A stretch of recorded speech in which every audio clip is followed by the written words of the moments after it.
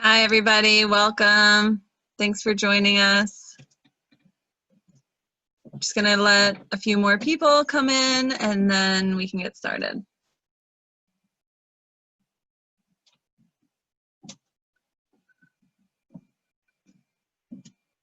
Okay, so just to let you know, this meeting will be recorded.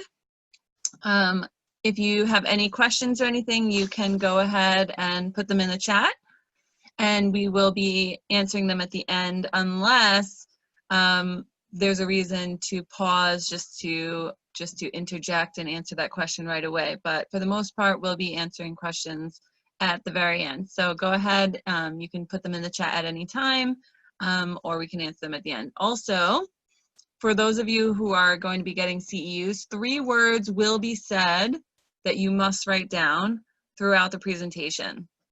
So 1 word will be said in the very beginning, 1 will be said in the middle, and 1 will be said at the end. And you must write them down because they will not be repeated. If you ask me at the end, can you repeat the first word? I cannot. So it's a part of the process of making sure that you were here for the entire event. They won't be written in the chat. They won't be on the slides. You just have to listen. The good thing is that since it's being recorded, if you ever need to go back and review, you will be able to. Upon completion of the event, you'll send those 3 words to ray@abaskills.com, and he will then, in a few days, send you a PDF of the slides themselves and your certificate of attendance. Thank you so much, everyone, for being here.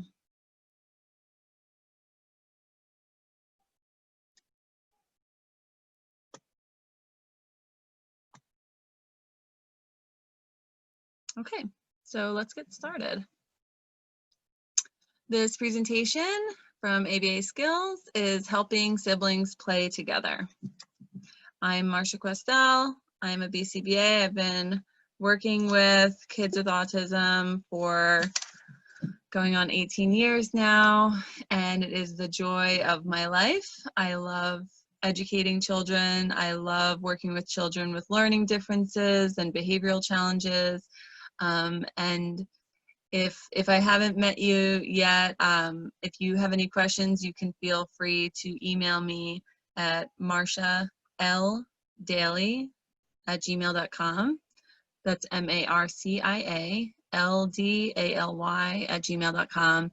And any other questions you have for ABA Skills, you can email us at ray@abaskills.com. You can go to the ABA Skills website and make sure that you're following us on social media.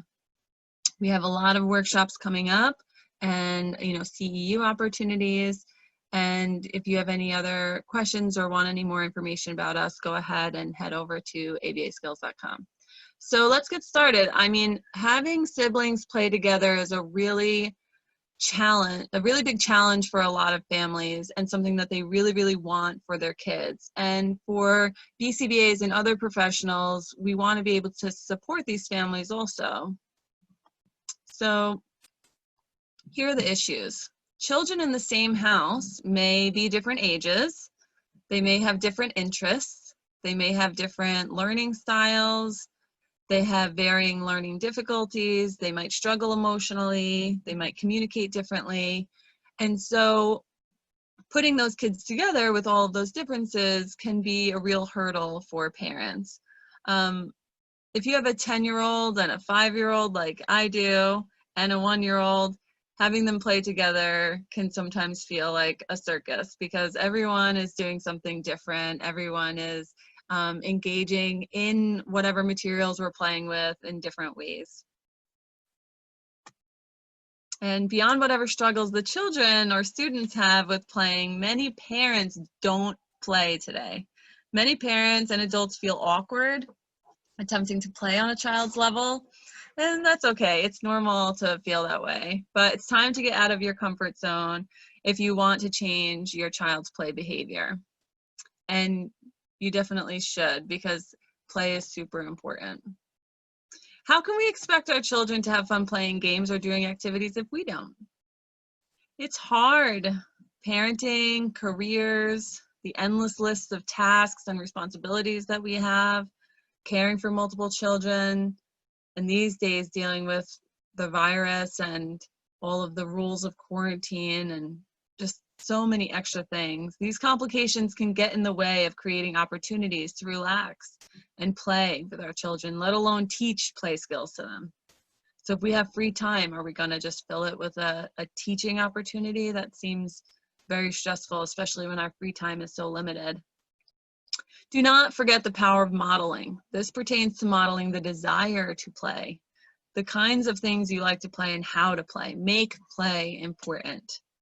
For you and your family, if you are constantly on the go, constantly working or cleaning or picking up and then cooking and rushing through your routines, you're not displaying any value on play, and that can be something that needs to change so that you can model that. Make play a priority. So the American Academy of Pediatrics definitely agrees. Like dishes, emails, chores, homework, and extracurriculars, realize that this may need to become a must for you. Putting it on your list is something that you must do. And children must learn these skills. Play isn't fluff, it's vital. The AAP says play allows children to use their creativity while developing their imagination, dexterity, and physical, cognitive, and emotional strength. Play is important to healthy brain development. It is through play that children at a very early age engage and interact in the world around them. Play allows children to create and explore a world they can master, conquering their fears while practicing adult roles, sometimes in conjunction with other children or adult caregivers. As they master their world, play helps children develop new competencies that lead to enhanced confidence and the resiliency they will need to face future challenges.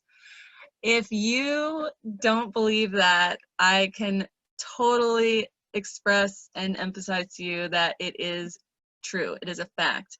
I teach play skills to children constantly, and then we use those play strategies to learn about other things in the world and other things that they need to work on. In future workshops, we're going to be capitalizing on the foundations that we're laying here today, because play can be used to teach emotional regulation, to teach further learning for children. And too often, families are full of schedules that include parents working in and out of the home, especially now. Home has become a new workplace for a lot of parents, and children are engaging in structured activities such as sports, dance, music, soccer, piano lessons, right? The pandemic has changed a lot of this structure, leaving families that don't engage in many leisure skills together feeling especially overwhelmed at the amount of time they have at home. Many families are re-examining the use of their time for work and school and chores. And the removal of typical routines has led to increased desire for quality time. Note, it isn't called quantity time. Sometimes it only takes a few minutes to make a really powerful impact. When there is downtime, screens that families either play with independently or simply watch together provide a source of entertainment and decompression from the typical daily routines. To be clear, there's nothing immediately wrong with using electronics to entertain ourselves and our children, but too much of anything can be problematic. About children's screen time. So the AAP and Common Sense say that 42% of children aged 0 to 8 now have their own tablet device. And a lot of kids actually have more than one. In 1970, children began to regularly watch TV at 4 years of age, whereas today children begin interacting with digital media at 4 months of age. These numbers are higher for low-income families, and for many families, screen time is used as an electronic babysitter, keeping them entertained while we do our busy work. Quarantine clearly makes media use higher, so that's without question, for school, for entertainment, while home and out of routines. So over here, there's a chart that just shows you between ages 0 to 8, the amount of average screen time that children have. And if you're like me, during quarantine, you know that that number is likely higher. But given things like going to school and having extracurriculars, that's the average that they found. And that was in 2017 from Common Sense.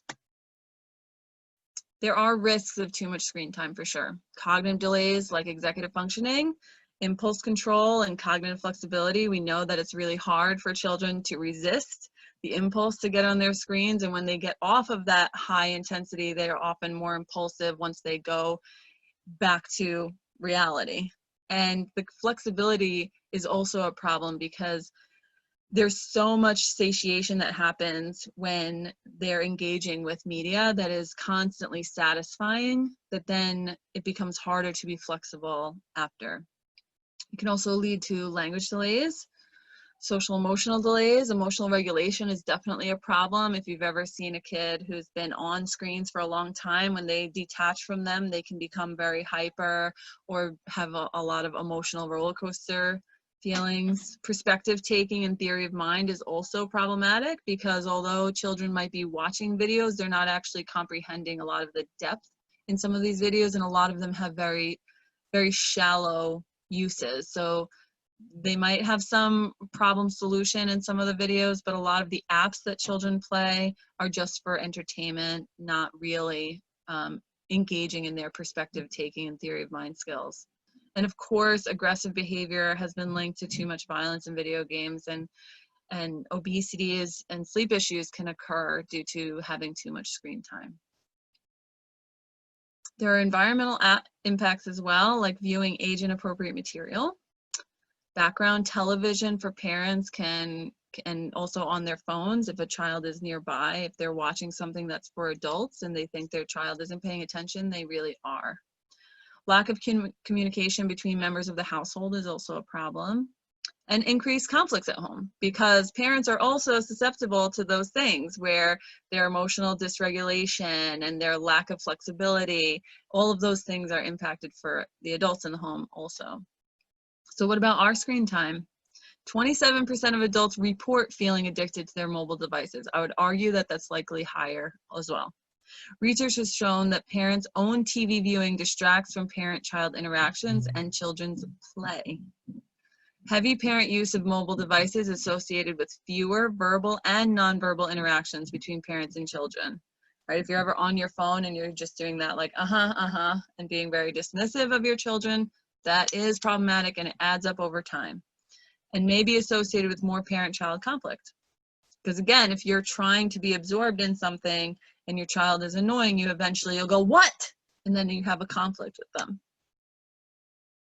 Remember, screens are not necessarily horrible on their own, but how we use them can be. Be sure to set limitations. Here's a link for creating a media use plan. I will share that on the PDF. I'm not going to click on it right now, but basically, if you go into that, it's in the AAP. When you can Google creating a media use plan, the AAP is definitely all about sharing this with everyone. It's easily something that you can find online. But it's just a tool for you to use to kind of adjust how much time children are spending on different things and how to cut back in certain areas of their media use and how to like create some good boundaries in a healthy way. So it is a really good tool. Like a healthy diet, if you eat sweets or junk food sometimes, it isn't necessarily going to impact your life, right? A cupcake never hurt anybody. However, doing so too much fills your body with empty calories, leaving you less hungry for healthy foods and more likely to crave those unhealthy foods more often. Same here. The more often your family engages with media, the less likely they are to seek engagement in other healthier ways. And the more likely they are to crave the media. So just put media use in its place. I'm going to give you the first word right now. So anyone collecting CEUs for this event, write this first word down. It's play. P-L-A-Y, play. One more time. The first word for you is play. So where do we start? Know what your child's interests are at this moment. I know it may sound silly because, well, you know your child, but do you have a fairly exhaustive list of things that they're interested in, as well as what they typically engage with? Do this for each child in your home. not just a child who has learning difficulties or emotional dysregulation, but for every child who lives in your home that's in your care, and also include any relatives that they are regularly engaging with. That might be helpful. If there's a cousin that's always in your home, you can include them because they're a regular play partner. So write down the interests of each child and their typical activities. So for example, a child might love sports, football, soccer, basketball. They might be interested in history, like world history and American history, and Marvel, like Spider-Man and Black Panther. And their typical activities might include video games like Fortnite and Minecraft, games like chess, checkers, and Trio, and art, like drawing and making comics. And who do they spend time with? Your child might spend a lot of time alone. They might spend time with a friend or friends in person or online through computer, apps, video games. They might spend time with cousins, grandparents, aunts and uncles, or just your nuclear family. If you don't have a lot of family around you and they haven't made many friends, or there just aren't available friends around or cousins, they might just spend time with you. So note the people that they spend time with, even if their preference appears to be just being around that person, even if they're not doing something with them. So again, if you have a child who spends most of their time alone, but they do seem to prefer to be in the same room as you or prefer to be around one of their siblings, note that down as well. Now that we have an assessment of what each child is interested in, what do they pay the most attention to? What subjects do they do well in? What do they like to talk about? What activities they typically engage in, and who they spend their time with? Now we can consider reinforcement, okay? So it's just now time, like you have to really get an idea of all of these big things, like what the child likes, what they like to do, and then you can consider reinforcement. To begin teaching new skills to children, we must consider reinforcement. And as always, reinforcement does not equal rewards. So just giving a child points or stickers or something does not necessarily mean it's going to work. We have to find things that actually act to increase behavior. So find what really works: attention, tickles, allowance, edibles, free time, getting out of chores, increased screen time, given that boundaries are established. And remember to think positive and negative. So that's just a joke, but positive reinforcement and negative reinforcement are both very powerful. Reinforcement is anything that we apply to behavior that increases the likelihood of that behavior in the future. Positive means that you're adding something, such as tickles or allowance. Negative reinforcement means that you're taking away something that still increases the likelihood of that behavior. For example, if my child got really good grades, I could give them an allowance, or I could say, hey, you got out of all of your chores for the weekend. That would still act as a reward, but that's called negative reinforcement. Playing is not always fun immediately. Believing that play should be fun is why we often don't understand why our children don't like a game or activity that we try, or why it doesn't go well, right? This should be fun. I've heard that so many times from parents and teachers. This should be fun. You guys should be having a good time. And they're not. It requires skills, turn taking, the skill involved in each type of game or play, patience, perspective taking, winning and losing gracefully, verbal exchanges. This is a lot. It's very demanding sometimes. It also builds skills, learning through play, learning about each other, and learning about ourselves, right? They learn facts and they learn movements and they learn a lot of things. Could be fine motor skill development, could be emotional regulation development. There's, endless possibilities of what you can teach through play, but you must remember that you're also demanding a lot when you just say, hey, we're gonna try this today as a play activity. So start observing. Find time to play for just a few minutes with your child and make physical notes, not just mental notes, of their behavior, not to correct it or address it, but to simply observe it and take notes. To be clear, grab a notebook, scrap paper, envelope, and a pen, pencil, marker, or crayon, it doesn't matter, and get near your child, okay? You're dedicating time and space for this purpose. Again, we have to make play important. Of course, you could always do this on your phone. You could take notes on your phone. Your child may be occupied with a screen. Just write down the name of their game, the names of some of the characters. How are points collected? What's the goal of the game? You know, we're getting an idea of why the child is playing this. What thrill do they get out of it? They might be looking at you awkwardly because you're randomly hanging around them with an envelope and a piece of crayon. But who wouldn't? Who cares? It doesn't matter. Just hang out. What do they seem to like? What do they seem to like that you do? What makes them laugh or draw nearer to you? For young children, what makes them approach you? So for little ones, like, what makes them come by and check in with you? Is it if you have a favorite toy? Is it if you're eating a snack? You know, what makes your child come to you? Does your child become upset easily when things are taken away, or do they appear not to care? So you're just taking notes at this point. Okay, we've talked about some of these big picture ideas of getting an idea of your child, but it's more in depth, and we really do need to take physical notes, because sometimes, you know, if you're like me, you go to the doctor and you forget the question that you're supposed to ask them, and then you leave and you are just so regretting that you didn't write it down. This is the beginning of also shaping your behavior. So just take a few minutes and really stop and really observe and really write these things down, because we need to take a deeper look at what our kids are doing, what they're playing with, why it's interesting to them, and what kind of feedback do they get from that activity that is so reinforcing, keeps them doing it. Now we're looking at favorites, strengths, and weaknesses. What does your child love?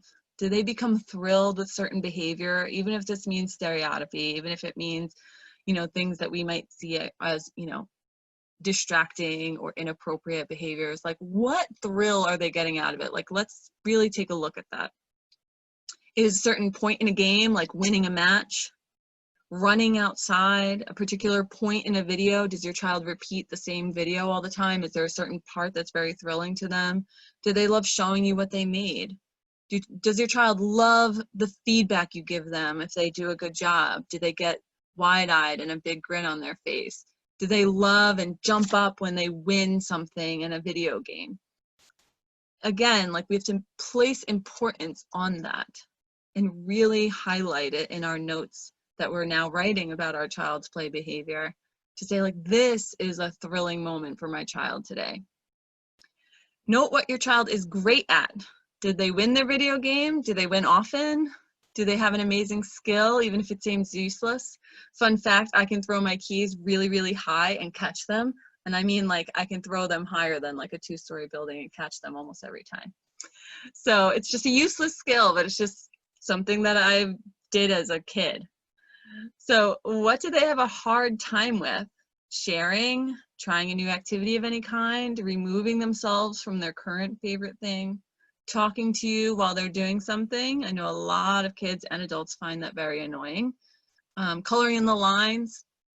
Make notes of these things. Again, we're not creating targets yet.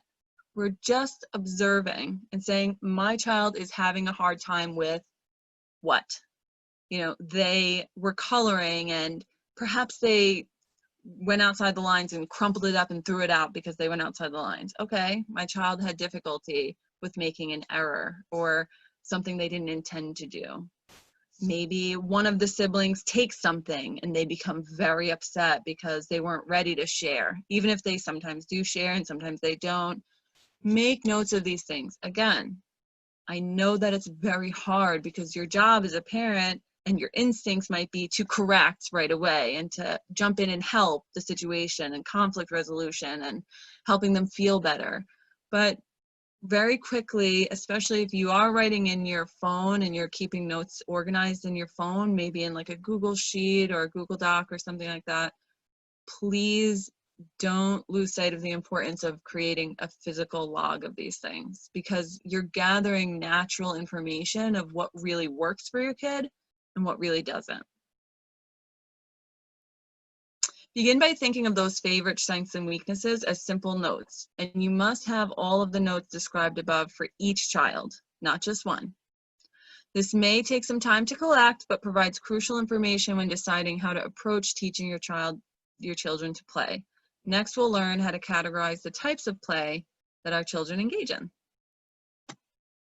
So there are 6 types of play, and this is almost 90 years later. We're still using Mildred Parton's discoveries about play. The first 3 types are not always talked about, but they are important developmental milestones. And the parentheses reveal when these types of play may be observed, but they do not end there. These kinds of play persist through childhood and adulthood.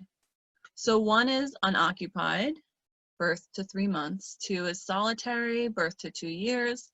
Onlooker or spectator, 2 years.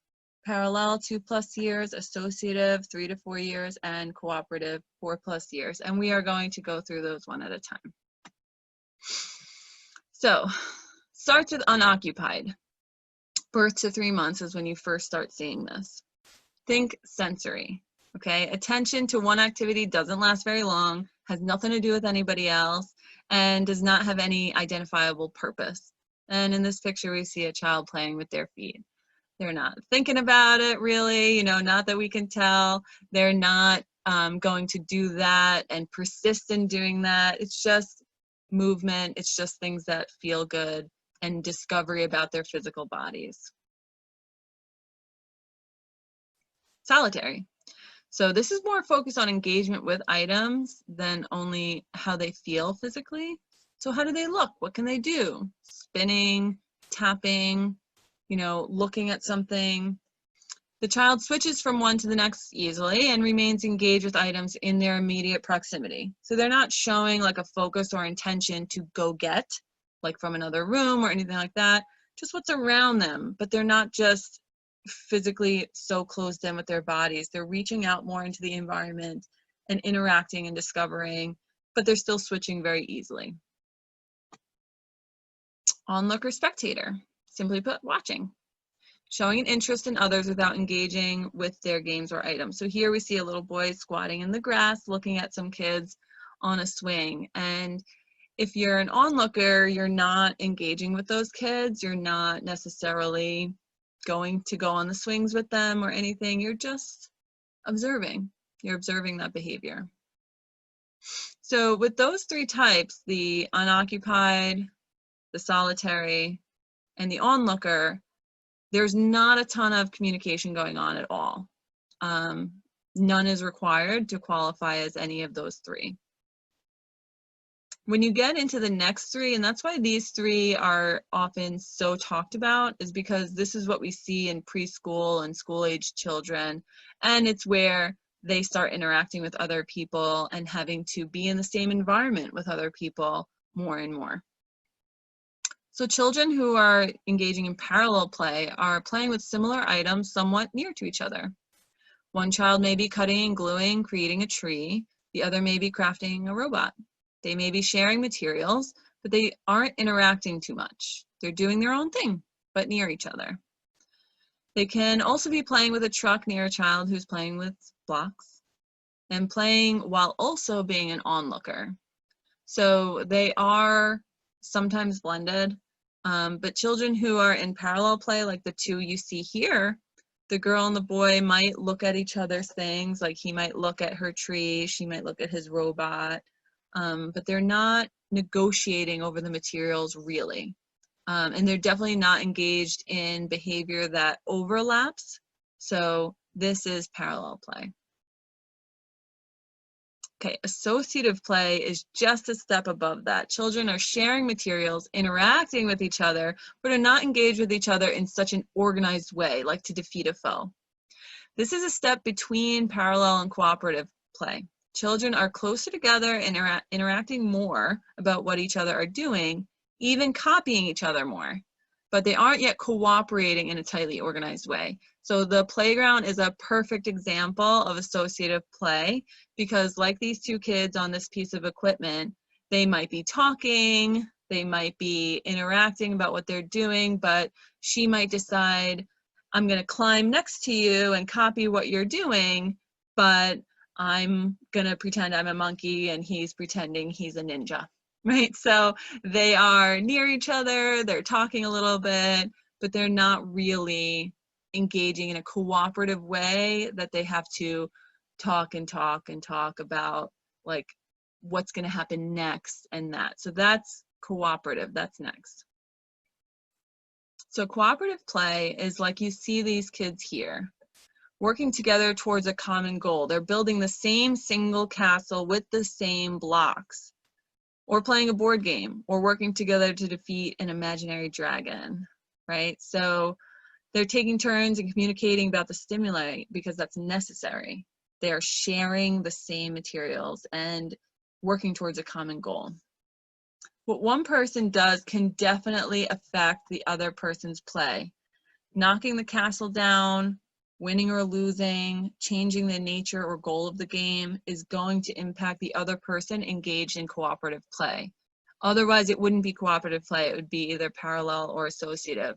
If one child decides they're not going to build anymore, the other child might become upset because, hey, we were using these blocks together. We were doing this together, and now you're taking some of the materials and doing something else, or I feel upset because you're not playing with me anymore. One of these children is engaged in parallel play. That's this kid here who's building something of his own next to these other children who are playing cooperatively. And one of them seems like parallel and onlooker, right? So it's okay for these things to overlap, but just know that the highest complex play is cooperative. And that's often what we expect children to just jump into, like gameplay and things like that. With these categories in mind, now that we have all these notes about our children, what type of play does each of your children engage in? Unoccupied, solitary, onlooker, parallel, associative, or cooperative? Which type of play do they engage in the most or the least? After your observations are complete, roughly estimate such as the following. Solitary, like playing on apps, that's something you do alone. Onlooker or slash solitary, swinging, scooting, jumping on a trampoline. Parallel, being near their sibling, using the same art materials. Try to filter the things that you've observed about your child and use this filter moving forward in your observations to say, hey, what kind of play is this? It'll give you a better idea of what you're looking at and what you can expect as you're shaping their play behavior. And finally, it's almost time to play. Begin by attempting to increase levels of engagement in the beginning stages of play, especially if one or more of your children is lacking in developing a wide array of leisure skills and interests of their own. You may need to start at the beginning or only one stage above where your children play now. Onlooker, consider proceeding to parallel, and so on. Remember that all types of play can continue forever. For example, watching a sports game is onlooker behavior, while sketching or photography can be considered solitary play. A couple reading newspapers and magazines together is considered parallel play. One is not necessarily better than the other, but they do progress with systematic difficulty and complexity in terms of interactions. So remember, like anything that you do that isn't necessary for your survival is essentially play, right? That's something that we do that is just for our own enjoyment. So when we're reading magazines or checking out books, going for walks and taking pictures in nature, those things are adult types of play. And you can consider, just as you're now learning these different stages, how to filter your own behavior in this way as well. If they're always on a video game, outside of beginning to introduce the family media use plan that we talked about from the AAP, begin by introducing yourself as an onlooker. You should not talk to your child at this time. Remember the little boy observing from the outside in the picture? As they become accustomed to you being there, begin praising what they're doing. Like, wow, you got the bad guy, awesome! Or that's so cool how you did that.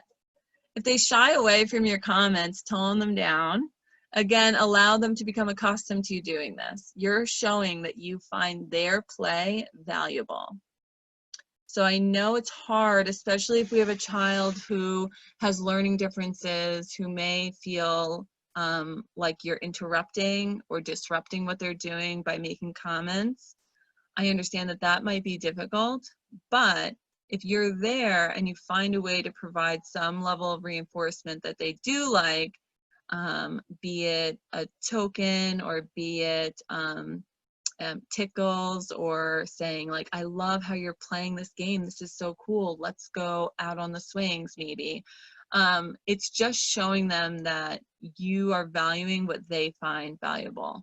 And for children who are playing with more advanced games and have more advanced language, you know, showing those children the same, that you value what they're doing and you're interested what they're interested in, is really, really important. So reinforcement pairing is next. You must pair yourself with reinforcement. Then you can pair your other child with reinforcement. For each child, consider how you compare yourself and eventually the other child with reinforcement. Is it the example above regarding praising them while they're playing a game? Or can you pair a parallel activity with a special snack? If both children enjoy coloring, for example, independently, print some characters that they individually like and allow them to paint or color while you give them a treat. Their coloring skills may be entirely different. It doesn't matter. Tell them what a good job they're doing, model complimenting behaviors, and encourage them to compliment each other. So even if you have a child who has very limited vocal ability, you can tell them, you know, to maybe make a thumbs up when they are looking at their sibling. Or maybe if they have a device that can be programmed to say, good job, they can provide that to their sibling. Of course, the other sibling also should be doing the same back to your child. Just modeling, complimenting, wow, I love that, that's so cool. You're showing them again that you value what they're doing. And I know that that's really difficult sometimes because, again, you have both of your kids doing something independently. To me and a lot of parents, I know that means like, all right, now I can go get something done. But this is set aside time that you are making valuable just for the purpose of teaching play. Keep the activity short and simple and let the children know you'll be doing this or something like this again the next day.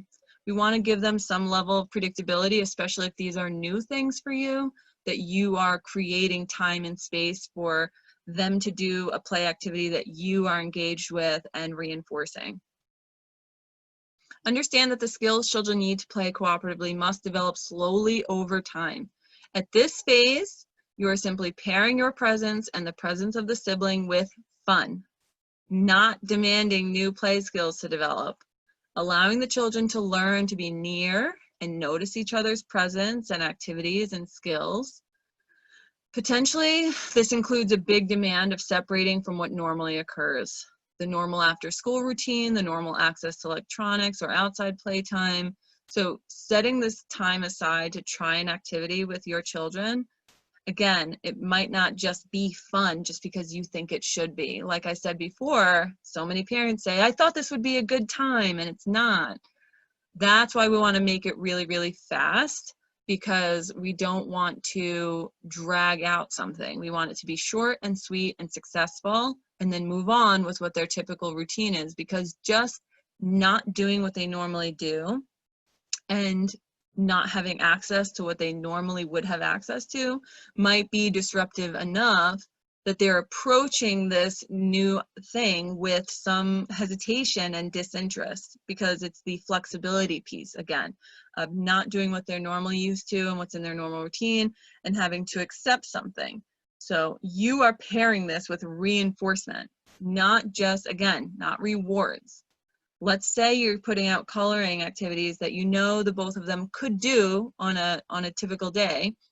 Do we care about coloring in the lines right now?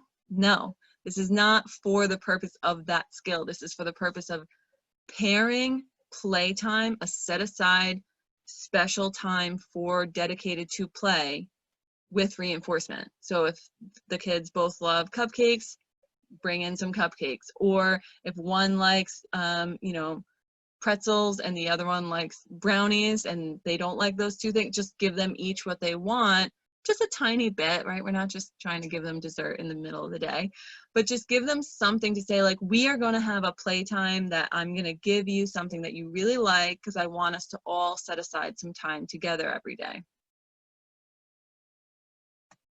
Okay, so before we move on, I'm going to give you the next word. The next word is games. G-A-M-E-S, games. So make sure you're writing this down. It's games.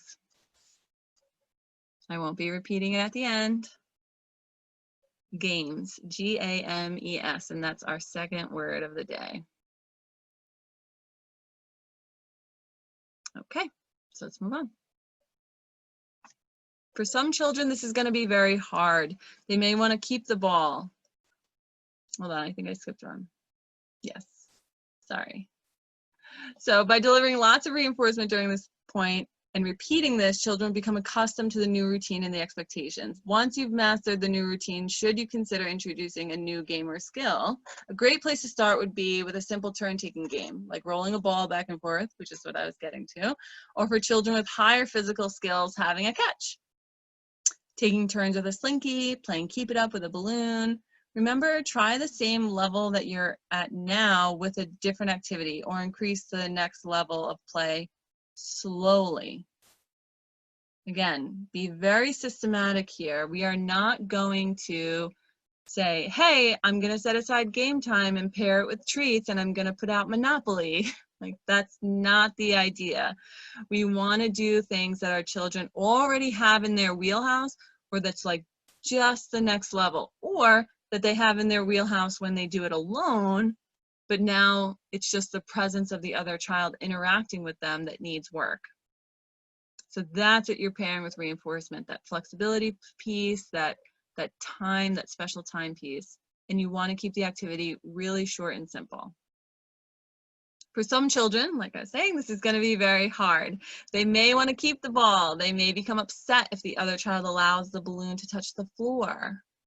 Remember to keep the skill level as easy as possible. Again, we aren't introducing new play skills that involve winning or losing, but that include a lot of patience and flexibility. If you have one child that engages in a lot of pretend play, perhaps they can pretend that something's happening that the other child doesn't necessarily understand, like keeping the balloon out of the lava or rolling the ball in a soccer field and scoring. So if you have two children who are at totally different levels, they're different ages, they have different developmental differences, you can, just make it entertaining for both of them at their individual levels and still pair that with reinforcement, again, because this is a new experience for them. And if you're at this level already, then you would just crank it up to the next level. So just keep in mind that the demand that you're placing is real. And like we talked about before, play isn't going to be inherently fun just because we think it should be. We have to consider all the demands that come with it. So again, if they're becoming upset or they're not showing smiles and laughter, then we need to adjust what we're doing because it either is too hard or there's not enough reinforcement available for the demands that we're placing on them. So then we have to think, okay, fine, I'm keeping it short and sweet. We'll end this here. No big deal. No need to drag it out because it's not working. The next day, let's tweak. Let's see what we can do differently. So delivering reinforcement can be done individually or on the group level. Individually, we should deliver individual reinforcement for each child's skill level. It does need to be fair, but does not need to be the same. Of course, the children may argue with you or with each other about that or not understand why one gains access to something while the other does not. But you can be creative about controlling this issue, especially if you have two highly vocal, similar age children who expect everything to be the same. Give points towards a reinforcer that's earned, but it's only delivered at a certain time. So like one might earn it because they acquired their points while the other one still needs to gain their points, but it's not happening right away. It's not like the child has to watch them eat a cupcake while they haven't earned it yet. You know, just save it for a later time, or like on Friday, a different day. So the other child has opportunities to earn it also. And also they can quickly and easily earn their own reinforcers that they value differently at the same time. So for example, my two kids, my daughter does not care if my son earns like Slim Jims. Not that I would give those as a reward, but she doesn't like them. They're too spicy. So he would be like, yes, like I'm pumped to get that. And she would not care because she doesn't want that. But if I said, like, I'm going to take him to get an ice cream cone, that would be super unfair. So try to control and be creative about your delivery to the individual children that way, but it is totally possible. And if you have any questions, feel free to reach out to us, because it can be difficult, but it's definitely doable. And we do have to provide reinforcement at the individual level, because each child is so different at times. And so it's not just that we have to because it's what's right, but it's what's actually going to work for them. So give reinforcement at rates and for behaviors that make sense for each child. If their ages are far apart, it'll be easier for the older child to accept that the younger one earns high fives and stars for YouTube Kids for taking turns nicely, let's say, while they're earning points towards extra screen time or choices or chores being removed for being patient with their younger sibling. So older kids are typically receptive to understanding that the rules are different for them. Or if you have children with developmental differences, you know, they might already have learned that this child needs extra reinforcement to learn these different skills. And they also know that the expectations of what they're earning for what behaviors are going to be different. And then at the group level, deliver group reinforcement. For more information on this and ideas of how to implement them, hop over to our other presentation, Virtual Training for Virtual Teaching, and skip to 37 minutes and 46 seconds for an explanation on group contingencies. So again, I left a link there. I'm not going to hop over to that. You can see it yourself if you go to the ABA Skills YouTube channel. Virtual Training for Virtual Teaching is the previous workshop that we did, which also, in case, just a plug here, in case you didn't get to it, you can get CEUs for those recorded workshops. And also, there's some great information there that's just free for you to see on YouTube regarding navigating teaching during this time of remote learning and telehealth. So if you want any information on that, go ahead and hop over there. But 37 minutes, 46 seconds is where you'll find my whole big explanation on group contingencies. So there's three types: independent, interdependent, and dependent. So simply put, you can always give group reinforcement for 2 or more children or students. Using group contingencies, you can give everyone reinforcement, like points or whatever you chose for them to earn at the same time, or separate reinforcers, because they all did something, right? That's the dependent group contingencies. Or because you caught someone doing something well, they can earn it separately or at the independent individual level. So for example, if I put my kids together and said, we're going to do painting. Again, their painting skills are totally different. And I might be saying, I'm going to give you guys some points today towards a prize box. And let's see how you do with sharing. And if I catch someone sharing and using their words nicely, everyone's going to get prize box. So since they never know who is going to be the hero in that situation, they might both be on their best behavior because they want to be the one to cause the whole group. And they also don't want to be the one to not get to prize box that causes it for both of them. So using a group contingency like that is super powerful, super easy to do. And again, it takes some of the individual level out of it. So if you're busy giving, let's say, a token economy for one of your children or one of your students because they are at a level of just learning to take turns with an item, and you're giving points to a different child for getting out of their chores, that can be difficult to navigate. Again, with some practice and keeping it really, really short, it is possible. And I'm talking like 5 to 10 minutes. It is possible to juggle that, especially when you are deciding to dedicate your time to play for those minutes that day and you're not doing anything else like cooking or cleaning, or getting distracted by work emails.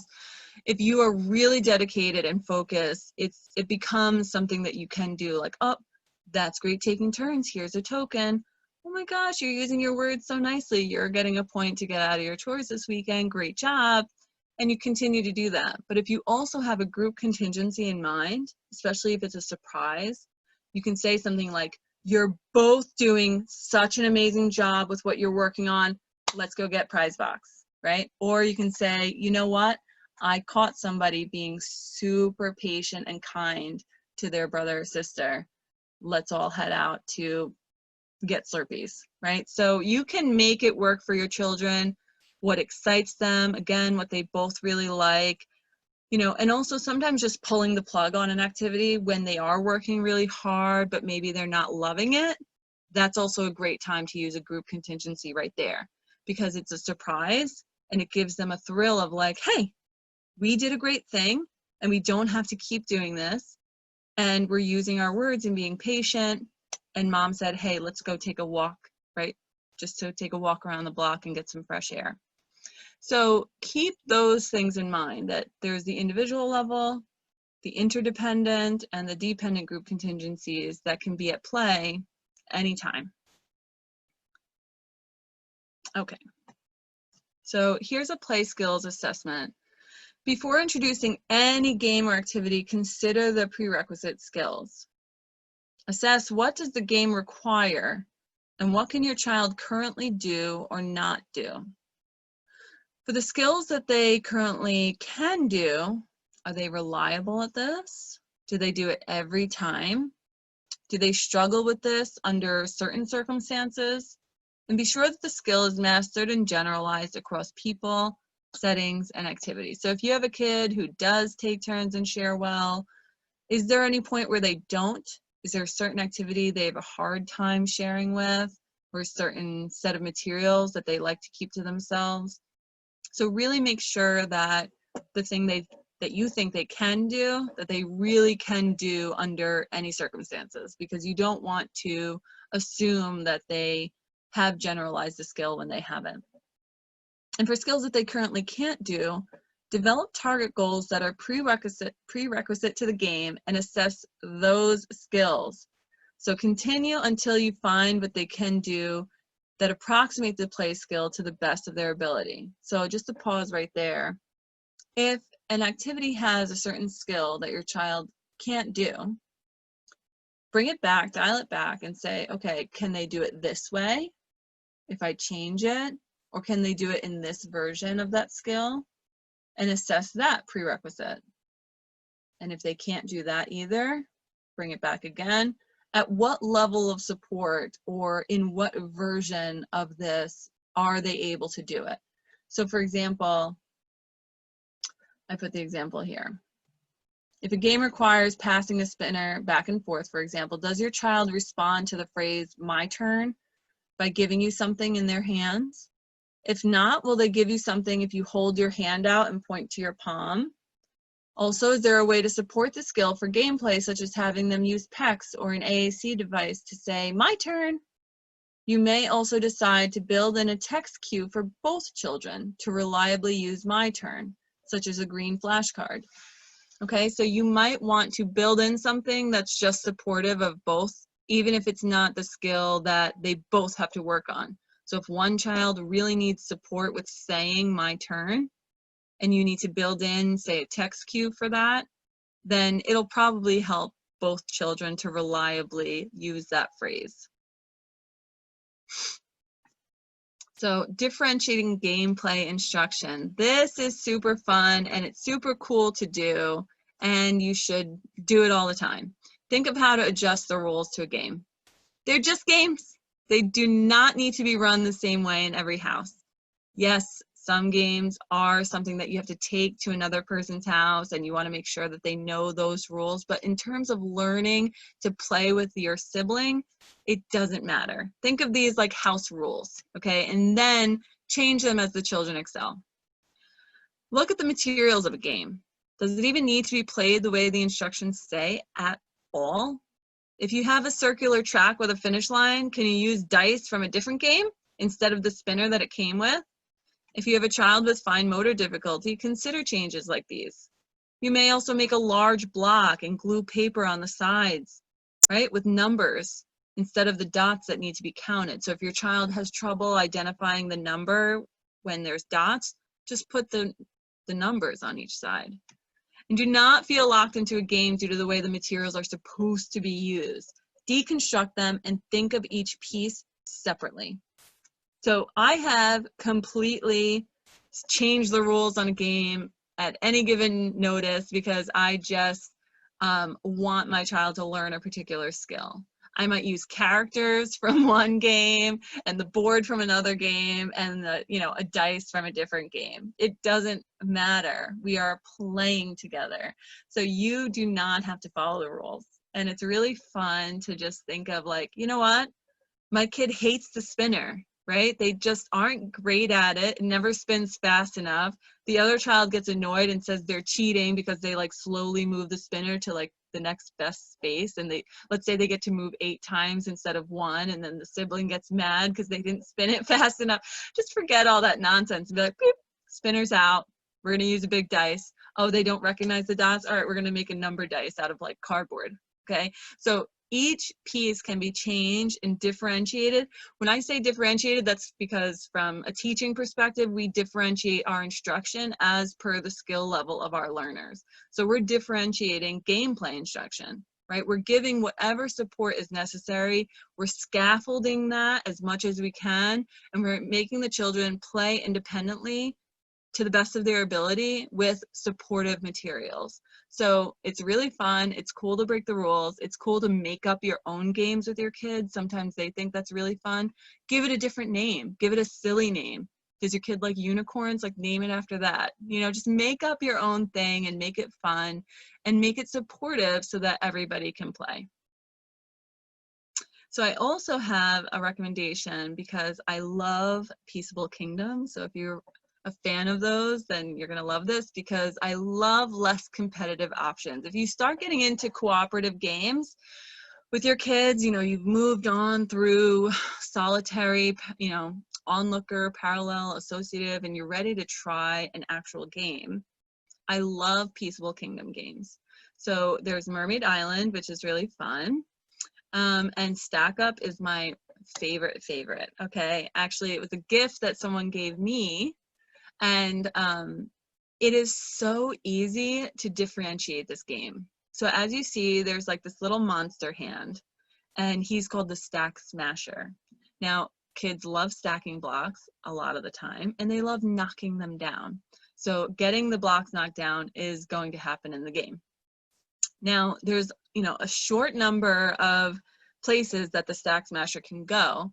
There is a spinner involved in this game, but you don't necessarily have to use it. You get to a color. Again, you can make a colored dice if you want, or you could use some other way of finding your color. But you have the orange, blue, purple, and green. And if you land on that color, you put a block in the middle. For a challenge, your kids could use the sticks and the pointy part to plug into the sides of the block and stack with that. Or for an extra challenge, they could use the marshmallows that they have to press into the block to move it. So that's really fun because for, say, my 2 kids who have very different abilities, one might just want to move it and one might want to use the marshmallows because that's more challenging and kids like a challenge. And if you land on the Stack Smasher, he moves, but you're working together against the Stack Smasher. It's not about one of them winning and losing. So that's the cool part. If the Stack Smasher gets all the way to the end, the whole tower gets knocked down. If you get to build all the blocks before he gets there, everybody wins. And I know that kids have to learn to win and lose, But when they're just learning to play together, having that extra piece in there can get really complicated, especially involving emotional dysregulation, anxiety, patient, there's a lot involved in winning and losing gracefully. So when you can have the kids work together and be like, oh, the Stack Smasher beat us, the whole thing got knocked down, let's try again. And they also have cards built in, so like you get to like quack like a duck while you move your block, or like sing happy birthday while you move your block. So they make it very silly also. And I'm telling you that I've played this with kids of all different ages and they really have a good time. All right, so be a leader. You should play these games as a play partner as well as a facilitator when you can. And this is a little bit of extra time on your part, but see if you can do this. This will help to model the game for your children separately, pair the game itself with attention and positive feedback, and provide more learning opportunities so that they can master the game under the more controlled situation of playing with you rather than with their other sibling. Further, you will be modeling interest and motivation to play the game. Again, you're modeling play interest. You may also consider providing reinforcement for the play skills that the child displays during this game. If you are using points, they can be delivered when they play with you as well as with their sibling. Finally, you can use this as a time of assessment to take notes of what they still need to work on, what they're mastering, and what you need to adjust for their success. Changing materials, decreasing the time of the play. It's a time for you to focus on that individual child's needs and what their play skills look like for that activity. And, it's because it's under the control of the playing with you. Again, it takes that extra heat off of the siblings' needs and whether they want to win or whatever they need.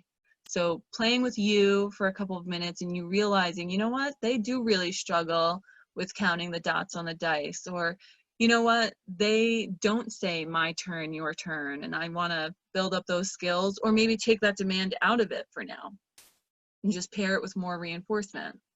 So try to be a leader, show them that you like playing the game, invite them to play with you, and again, only a few minutes. All right, game time. Set up a game time for your family. This will help to set up a time when they can anticipate playing together and for you to prepare whatever you need to set your children up for success. This will also decrease fighting about separation from other activities, coming inside, turning off electronics. Children may show resistance to the routine, but once it's built in consistently, it'll just be another part of the day. Again, keep it short and simple, okay? Again, you're just building in another thing, like you get dressed, you brush your teeth, you have game time, right? It's just, and if you want to put it before school, hey, if that's what works for you, if you have early risers in your house, go for it. This shouldn't be a long-winded thing. And if your kids show, like, let's say you do it after school at 3 o'clock and they ask you again later, hey, can we have game time now? Use your judgment. You may not want to do it then because you're trying to control their satiation with the activity also, and just say, hey, I love that you love the game, but let's save it for tomorrow, like love your enthusiasm, but we're going to play next time, because you really want it to be successful, and getting them to ask for game time at any point can be exhausting for everybody. Like, just like a kid might love a gigantic sundae, if they don't know if they eat that, they're going to get a stomach ache, right? We don't want to set them up for failure. So keep game time to game time for now. And like once everybody's used to it, you can decide, hey, we have 2 different activities now because you guys did a great job learning that one. We're not going to do it in game time anymore. We're going to do it whenever you want. And then we're going to do this new activity in game time. Okay, so just keep that in mind. And flexibility for everyone. So necessary. Be flexible. Your child's interests may change once you've got the hang of a current game, right? I feel like that's parenting in a nutshell. Once we get used to a certain skill level that they have, a certain set of mood swings that they have, then they change, right? As soon as we get used to it. Once children master something, they usually don't find it as interesting, and that's a good thing. So look for that next zone. It's called the zone of proximal development. This is where your child will show the most interest and where they need your support. Something challenging, but that they can learn to do. Model flexibility and patience throughout all aspects of play. Okay, because the zone of proximal development is fun. Okay, and that's, again, that's really, really key. Children who have something under their belt, you know what they say? They say, this is so boring, right? If I ask the child to, let's say, play a matching game with me with only 4 or 6 matches, they might say, like, seriously? Because it's so easy for them. Whereas for another child, that might be exactly what they need. They only need 4 to 6 matches because that's challenging for them, but they can do it, so it's really, really fun. We can't give the child who needs 4 to 6 in the memory game a field of 16. That would just not work. That would be totally overwhelming. It would set them up for failure. Same thing for a child who is great at the 36 level memory game. You don't do the reverse. So you can't make it too hard, and you can't make it too easy. So once children are like really getting good at a game and they show a lot of mastery, be ready to crank up the difficulty of the game or change activities. Try something new. Because if they're not being challenged at all and there's no thrill in it, then they're not getting that feedback and they're gonna find it boring. So take it easy. Again, it's totally fine to say, oh, you know what, guys, you're doing such a good job playing so nicely, let's go take a walk, and just pull the plug on it and try something different the next day. And you're just gonna keep preparing for game time to have that hat on of like, I'm teaching my kids play skills, I'm teaching them to play together nicely. And once they're getting super good at something, you can also increase the time you spend, but don't increase it too much. Game time itself is something that you're creating as a special time for learning in the zone of proximal development. So if they super master something to the extent that they find it boring now, you can say to them like, well, you guys can do that on your own, like while I'm cooking dinner, because it's not part of game time anymore. Or, like I said, update it, change it, and just make it fun for them again, or add a level of reinforcement, or add something super silly. It should be entertaining, right? So have fun. That is the name of the game. Have fun even if you need to learn to. You might not be somebody who's like super into games and playing, and I get that, right? You might have to just go like, yeah, guys, this is great, but you're not really feeling it. But you have to try, okay? Because it is so vital for our kids. You've had a successful day if the kids are all laughing, not if they get those target goals met. So maybe they struggled with taking turns. Maybe you thought that they would say my turn today and they didn't. But did they have a good time? Like, seriously? I can't emphasize this enough. Like, that is the most important part, because getting used to having fun together and tolerating each other's nuances and nooks and crannies, getting over little mini conflicts together and just having a ball is really what you want.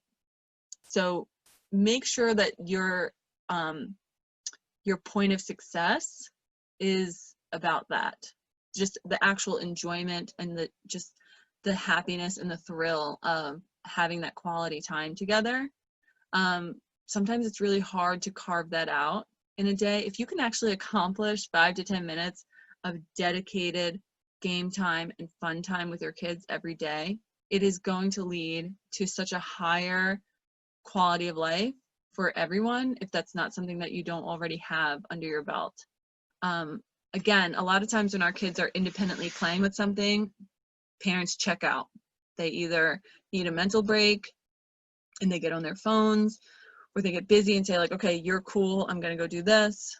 But this is carving out time really, really, really dedicated to play skills and enjoying each other and learning about ourselves and each other through the mechanism of play.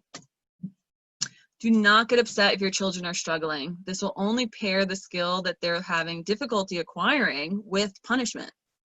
Dedicate yourself to keeping it cool during the short play period that you have established, right? This is another reason why we're not keeping it super long. If they're struggling with it and you realize that, you know what, I'm not in the zone. This is too challenging for them. Another reason why we keep it short, that you're not having to be patient and coaching through and doing conflict resolution for a long period. Again, that's why we're keeping it short. A child who is struggling to acquire a skill or is becoming emotional about it likely needs either A, more support mastering the prerequisite skills or prompting for that current skill, or B, more reinforcement for doing it as well as they currently can. So other factors that impact fun are sleeping issues, kids getting hangry or having too much sugar, and control these where you can. You know, if your kids get angry, right, hangry, make sure they have a good snack before game time. If they didn't sleep well that day and you can tell they're super tired, maybe, you know, skip game time that day. If everybody had a special after school run to the ice cream shop, it's not time for game time when they're wired and wanting to run around, because being together and whatever the activity requires of their attention and their flexibility and their patience with each other, it's going to be really challenging during a sugar rush. So make sure you're controlling those factors when you can, so that you're setting everybody up for success. And again, like, making sure that your point of success is on fun, enjoying each other, having a good time. You really, really have to put your emphasis on that, because the skills that you slowly work in will emerge over time. So don't get caught up on, like, if you're taking data like minus, they didn't say my turn today. Oh, well, you know what? Maybe you need a card there that says my turn, that each of the kids need to reference, or maybe they need greater practice with that when you do it one-on-one with them. Okay, so don't get hung up on it if things don't go as well as you would have hoped. So in summary, children need to play. It's not just something we hope for them. It's not something we wish they were good at. They really seriously need to. Consider reducing screen time if you need to. Again, there's the link for creating a media use plan. That's from the AAP. If you missed earlier when I said that, the American Academy of Pediatrics suggests that we create a media use plan. So you can Google that if you're not getting our PDFs for getting CEUs. Model an interest and motivation to play yourself. Be a fun play partner and facilitator. Take notes on what your child's interests are, what activities they engage in, and for how long, and who they spend time with. Then take notes on how they engage with certain toys, what they're great at, what they struggle with, and what their favorite moments are. And finally, assess specific skills that are prerequisite to games and activities that your child may be able to do at one level above where they are now. As your family learns together, take notes about how they progress. You are making play a priority, just like your job, just like the house being clean, just like the demands of grocery shopping and laundry. You're making and carving out time to make it important. So having those notes is going to be a really important part of assessing the progress that your kids are making. Review the 6 types of play. Consider the notes you're taking regarding your children's play and filter those thoughts through these types. And be fast. Begin by introducing the children to something that they can do together quickly and with a lot of reinforcement. Repeat this daily, only making small changes as the children's skills develop or their desires change. And only play for longer durations once your children are ready. Do not rush into saying, like, game time is an hour. Just because everyone had fun for a couple of days does not mean that's going to work every day. Keep your game time. Differentiate your games. Remember, that's one of my favorite parts. We can change games any old time we want. the rules don't apply to us, okay? See their parts as just materials that you can change freely, and have fun. Be patient with your children as they are learning. Be flexible in what you're expecting of them, and just put your importance on having fun. Here's some closing remarks from the AAP. Play is a cherished part of childhood that offers children important developmental benefits, and parents have the opportunity to fully engage with their children. However, multiple forces are interacting to effectively reduce many children's ability to reap the benefits of play. As we strive to create the optimal developmental milieu for children, it remains imperative that play be included, along with academic and social enrichment opportunities, and that safe environments be made available to all children. So as you can see, they're putting play at the same level that they put the academics and safety. You know, play is a rich, rich, rich part of children's lives that they need access to, and they need those opportunities created regularly. I do have a reference list, so when you get the slides, again, if you're signed up for our CEUs, you'll be getting the slides as a PDF, and you can review those for further reading. I would suggest to anyone who's watching this to go to the AAP and look at all their references about play, because they really do a great job of outlining all the things that play does for children and why it's so important. And it's more exhaustive than I had time to cover here. So thank you so much. We hope you'll join us again next time. ABA Skills will be hosting more exciting workshops, and again, we have some coming soon that really build off of what we talked about today. So thank you again for everyone who's watching, everyone who's attending for CEUs, and I'll take some time for questions now. Okay, so Marcia, we have the first question is, should siblings correct their siblings' behavior if the sibling has a developmental disability? Oh, real quick, I'm gonna give the third word, actually. The third word before we go into questions is fast. So F-A-S-T, fast, because your game time should be quick and simple. Sorry about that, Ray. That's okay. Okay, so should the older sibling be correcting the younger sibling, or the child who has developmental differences? Right, so should the typical sibling be correcting the sibling with the learning disability? I have seen that work, and I've seen that not work. And for a general answer for this, you know, specifically for game time, I would say no.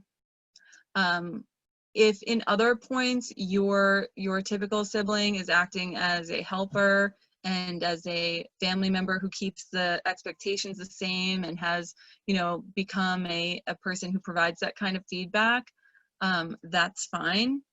But in terms of game time, you're really working with both children, and you don't want them to have that helping, assistive, kind of adult geared, teacher geared experience in this setting, because they are likely doing that a lot.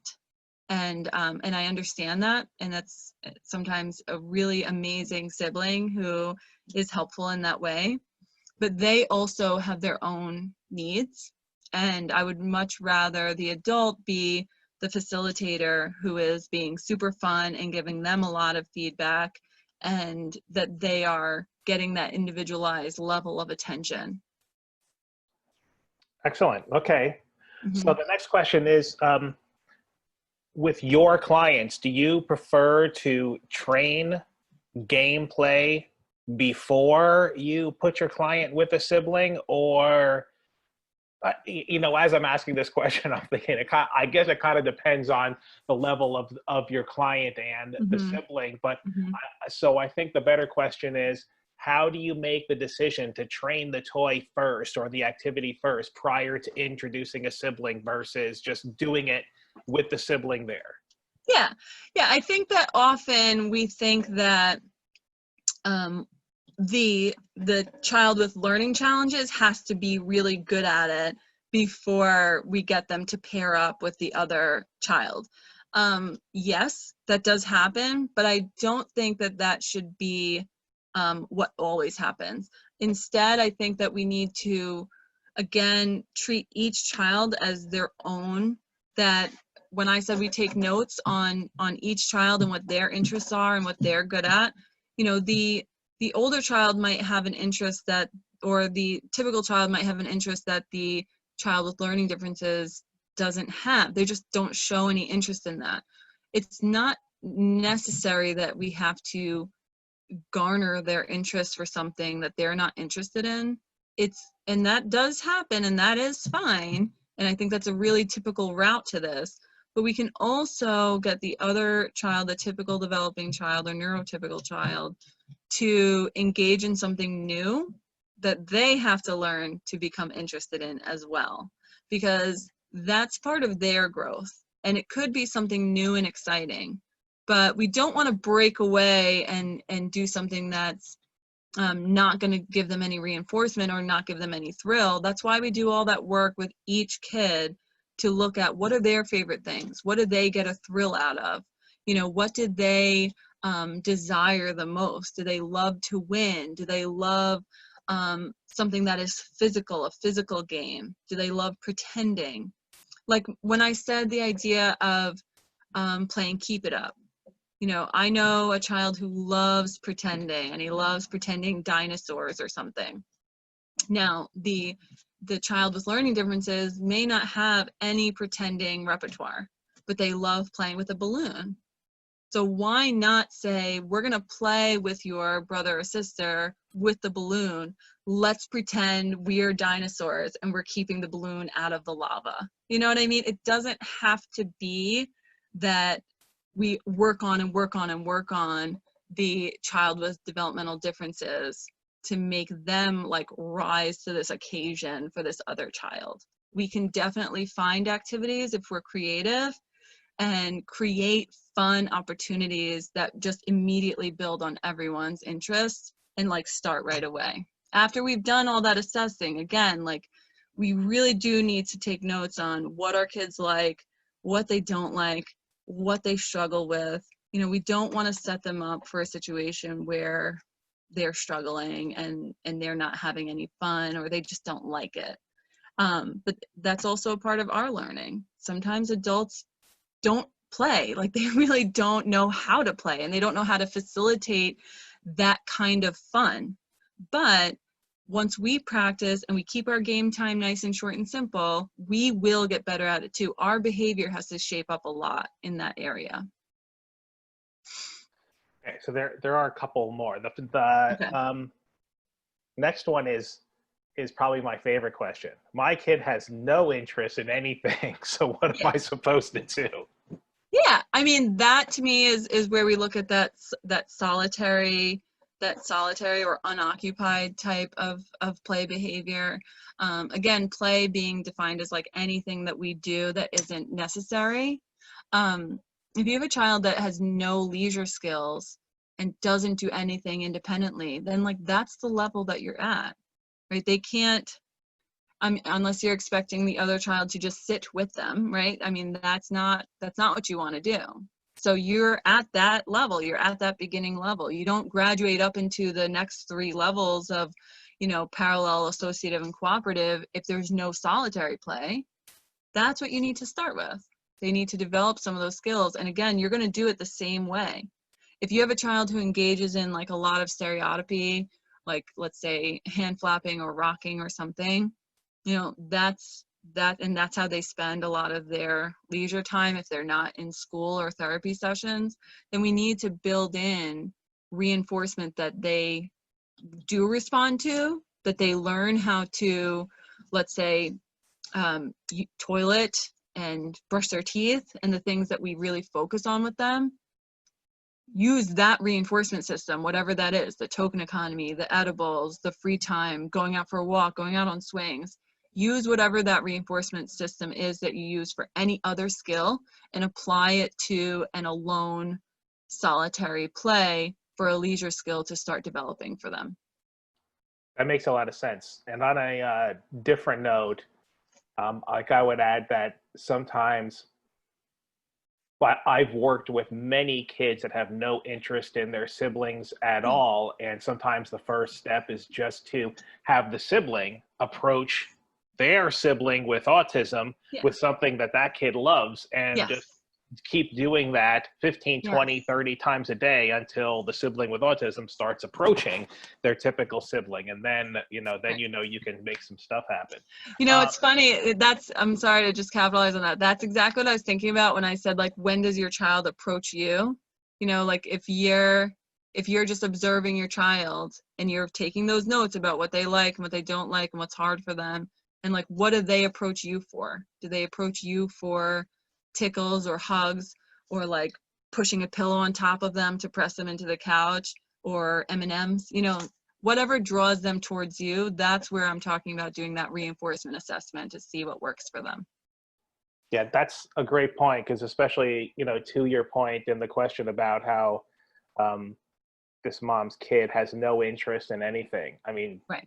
I think the answer is try everything. Like, it doesn't occur to people to smash a kid on the couch with a pillow, right? Or to pick them up Right. and throw them over your shoulder and spin them around, because who knows? Like, We do some that. kids are going to love that, right? Some kids are going to love that, and some Yeah. kids just are not.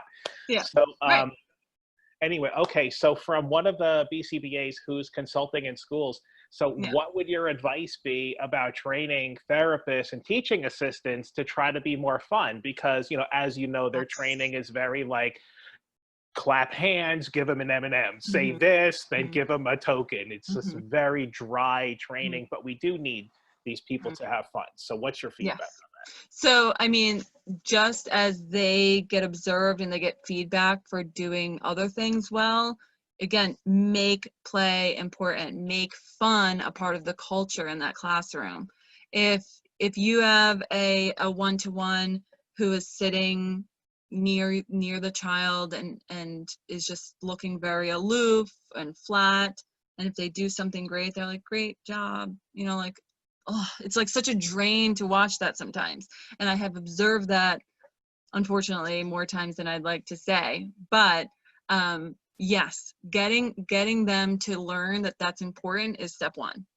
So letting them know, like, hey, we want to shake things up here. We want to have these kids engaged, having more fun. And of course, like, I understand that some people resist that, like, excitement, because then kids will become distracted and like want to do that more. And sometimes it's like harder to get them back on track. So like, we have to be mindful of those things too. But to get the staff to have more fun, the leaders have to make that okay for them. Because a lot of times staff feel like the expectations are for them to fade into the background, right? I only show up when this kid needs something, and I'm supposed to give them as much independence as possible. Maybe they just don't know the expectation is that they're fun and exciting. Maybe they think that if they act that way, that that's going to be like punishable or something that's redirected in a way. So showing them that passion and excitement and fun is valuable and is what you're looking for is definitely step one. And then finding ways to provide reinforcement, right? Just how we, create lasting change for anybody. Let's think about what works for them. Does your staff value earning like some night out together? Is that something that can be organized for them? Did they like getting a lot of positive feedback in a written report that they can take home? Do they like getting emails? And modeling for them, right? We model, we observe, we provide feedback, right? Doing all of that training with them and showing the fun yourself is definitely the way to go. You're modeling the fun, you're showing the fun, you're making the fun important, you're describing it in detail, showing them displays of affect, like, this is how I could say great job, or this is how I could say great job, oh my gosh, right? And just showing them the difference between that and how the child responds to it. That's, we have to just be specific and provide reinforcement and training the way we would for anything else. And so to that point, what are your thoughts on putting the typical siblings, on a motivation system with some rules to engage their sibling with a developmental challenge? Yeah, I mean, I briefly touched on that just in terms of them having different goals, different behaviors in mind. So for some siblings, it might be to be more patient and not over prompt for their sibling with learning challenges. Like sometimes doing for them is a problem for the neurotypical sibling. But you can certainly give them, again, that kind of training and have their reinforcement system pinned on those target behaviors. Like, I want you to make sure that you compliment, right? When I talked about complimenting. Yeah, I know that your sibling with learning challenges isn't doing it the way that you do it, but that's how they do it. And that's their joy, or that's their skill level. So like reinforcing their complimenting behavior, reinforcing their patient behavior, reinforcing their inhibition of helping, over helping. Those are definitely target behaviors for some typical siblings, and you would just provide it on that, again, that individual level, or with those group contingencies in mind to capitalize on catching them doing those things well. All right, that makes perfect sense. So, okay, so I know that we're talking about siblings, but this is my question about parents, Okay. parent training. Yeah. So I know that all of us and probably some of our attendees have parents that only want discrete trial training for their kids, or they only want natural environment teaching for their kids because they saw someone say something and it caused them to react in some specific way. Right. So aside from convincing them that their kids need to play, let's say that you've already accomplished that, like, how do you help get them out of that mindset? Because I've seen a lot of parents that might start playing, but it immediately degrades to question asking and more, Right. like something that looks more like discrete Right. trial training. So Right. So how do you frame parent training? Okay, so exactly, that is what I've seen also with parents sometimes, because, and again, I think that has something to do with the observer effect. And that's also applicable to that staff question. They don't think that that it's comfortable. They don't think, and also that they might feel like there's not a right way to do it and they want to do it the right way. So just letting them have the freedom, telling them it's okay, telling them that being silly and being fresh and exciting is the goal.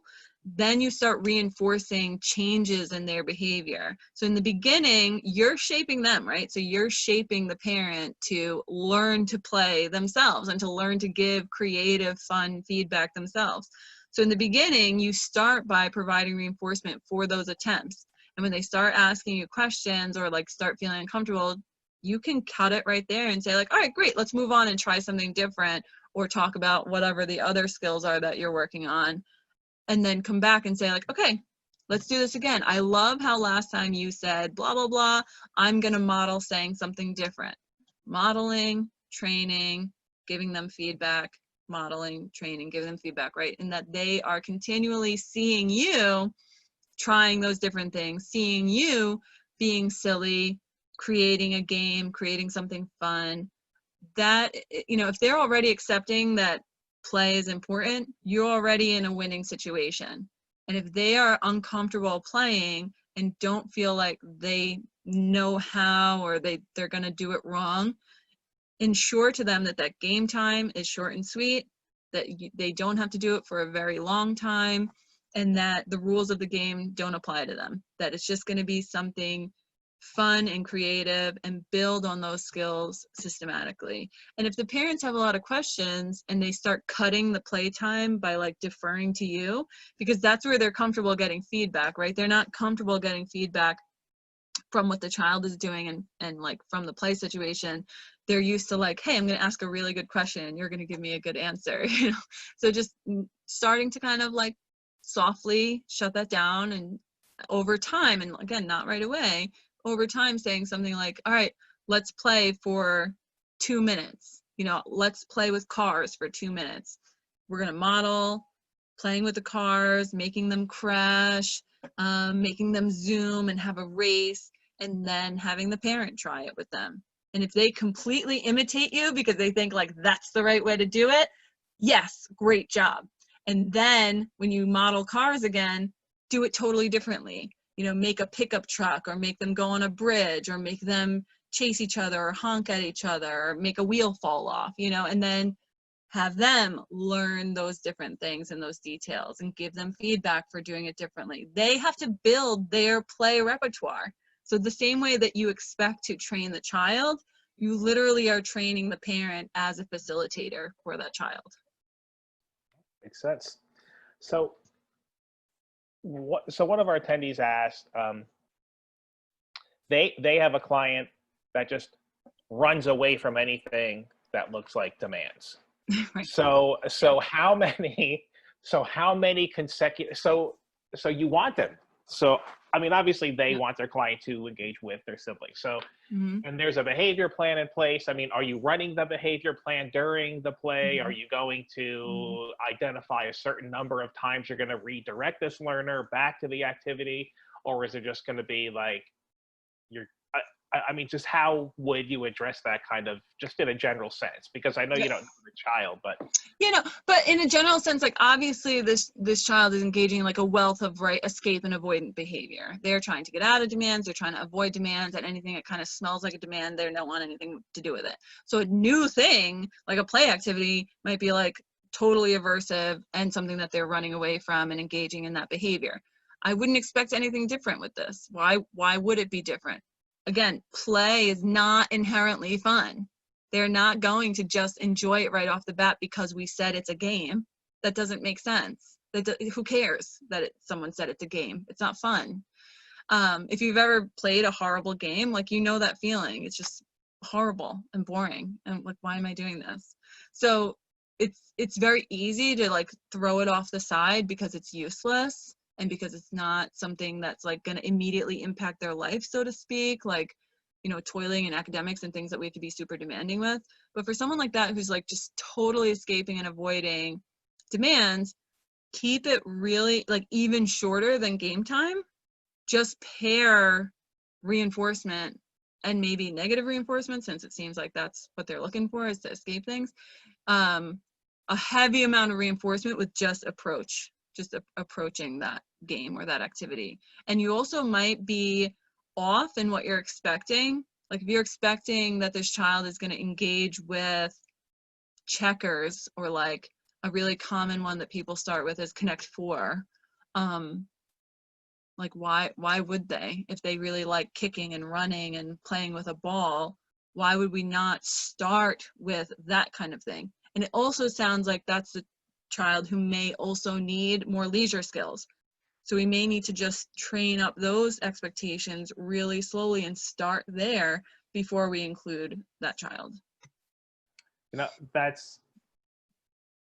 made me think of a client, and this is very short, that basically his self-stimulatory behavior was just picking things up and throwing them. Not like furniture, but if he found a pencil, or if he's outside, it's a rock, he'd pick it up and throw it. So one of the instructors on this team got the idea, what if we got him a toss across, and we taught him to run down the hall and toss the beanbag into the toss across game. And lo and behold, it didn't take a whole lot of opportunities, and so the strategy behind the game wasn't there, but he had a lot of fun. A lot of those behaviors came under the control of the toss across game. Yes. And then we were able to have him earn it as a reinforcer. Exactly. And include the siblings. And so exactly. That was a lot of fun. Yeah. I'm sorry, I'm just gonna hop on that and just say, you know, like people say that like certain behaviors are dysfunctional. And I was recently reading something like all behavior is functional. You know, like they are controlling their environment to what suits them. If running away and throwing things is what's thrilling for me, like that's what I'm gonna do. So it's functional because it's suiting my purpose. That's what I like. Or I'm getting out of whatever you're trying to tell me to do. So shaping it into something functional is exactly the thing. And this, it kind of starts to approach into the like some of these hokey approaches to teaching, and that's not what it's about.